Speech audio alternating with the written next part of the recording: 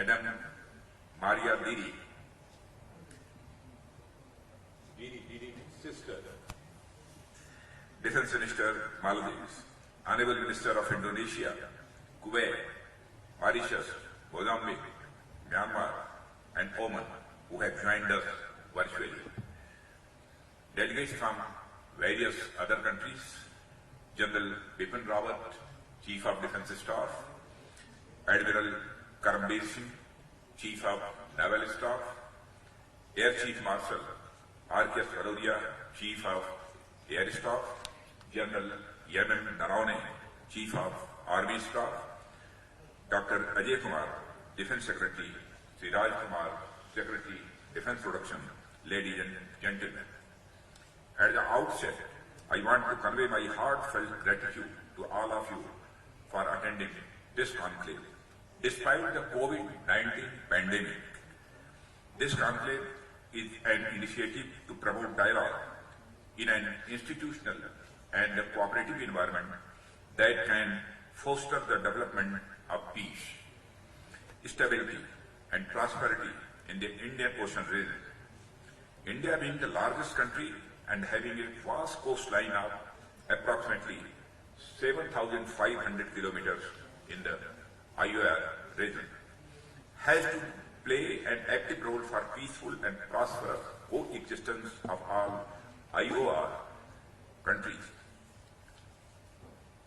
Excellency, we all have a shared asset, that is the Indian Ocean.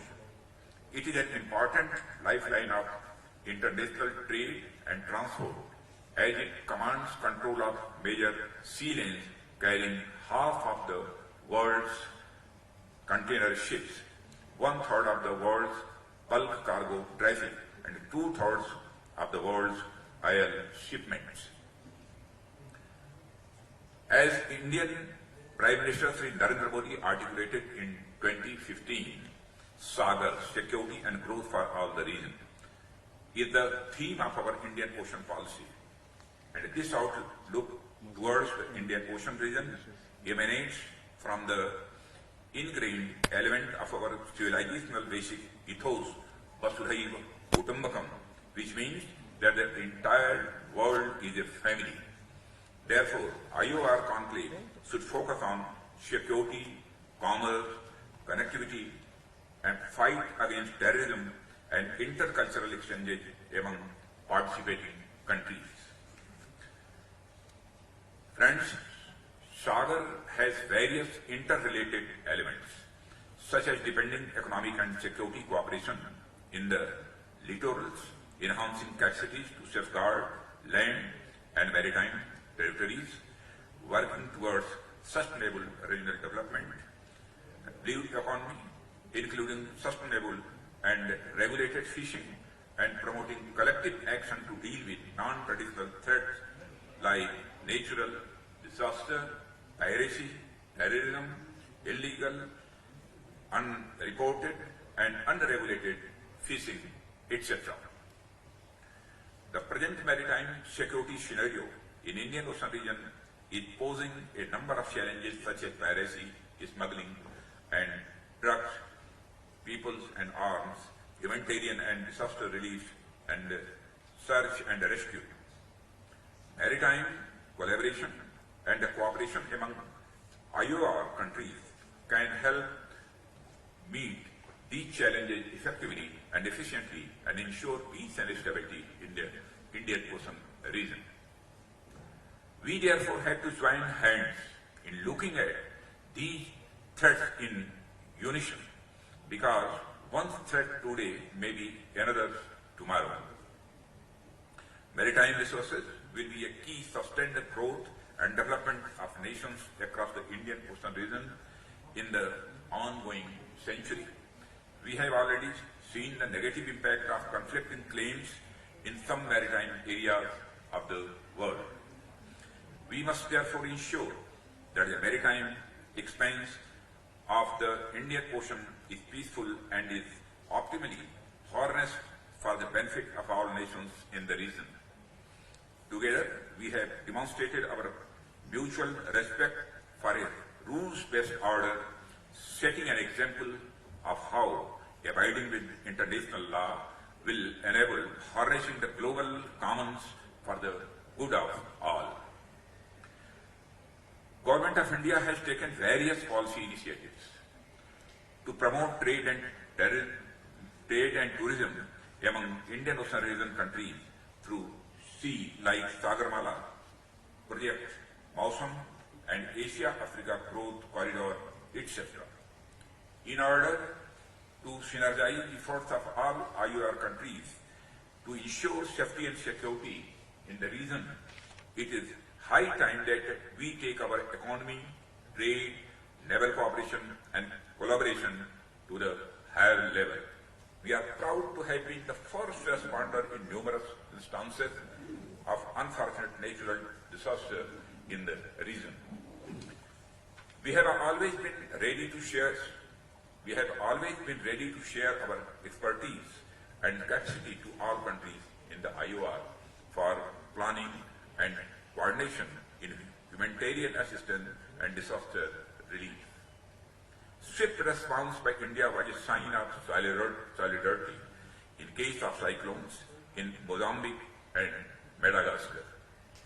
In the recent COVID-19 pandemic times, Operational Sagar First saw us reaching out to our neighbors Mauritius, Maldives, Madagascar, Seychelles and Comoros and assist them with medical teams, medicines such as hydroxychloroquine and remdesivir and paracetamol tablets, as well as diagnostic kits, ventilators, masks, gloves and other medical supplies. Operation Sagar 2 saw over 300 metric tons of humanitarian aid being delivered to our friends of Eritrea, Djibouti and North and South Sudan. Presently, the Government of India has been receiving requests from IOR countries and neighboring countries for the supply of India-manufactured vaccines. In keeping with India's stated commitment to use India's vaccine production and delivery capacity to help all the humanity fight the COVID pandemic, supplies under grant assistance to Bhutan, Maldives, Bangladesh, Nepal, Myanmar and Seychelles have already begun. In respect of Sri Lanka, Afghanistan and Mauritius, we are awaiting their confirmation of necessary regulatory clearances. Prior to the delivery of the vaccines, a training program covering administrative and operational aspects is being conducted for immunization managers, cold chain officers, communication officers, and the data managers of the recipient countries, both at national and provincial levels. Several training courses have been organized for healthcare workers and administrators of partner countries to enhance and strengthen their clinical capability under the Indian Technical and Economic Cooperation Program. By sharing our experience in dealing with the pandemic, developing an effective response mechanisms to address humanitarian crisis and natural disasters in the IOR countries is one of the most visible elements in India's evolving Indian Ocean strategy. Friends, therefore, our collective efforts to address the vast and varied challenges of the existing and future maritime threats in the IOR will necessitate a cooperative and collaborative approach for enabling tranquil seas.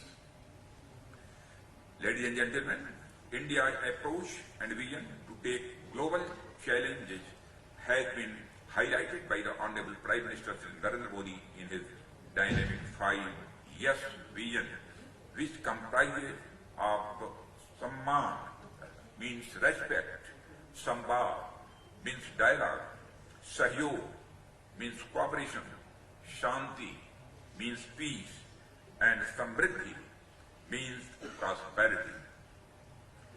It is our desire to promote cooperation between our IOR countries and all the regional partner nations to achieve our common objectives. Friends, I look forward to constructive and fruitful discussions towards enhancing cooperation and coordination among countries of Indian Ocean region.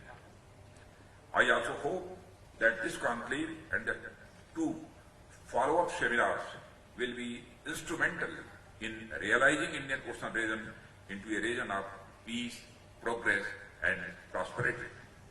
I once again welcome you all for this conclave and hope that we all will make full use of this platform for furthering peace and prosperity in the Indian Ocean region. Thank you very much. Jai Hind.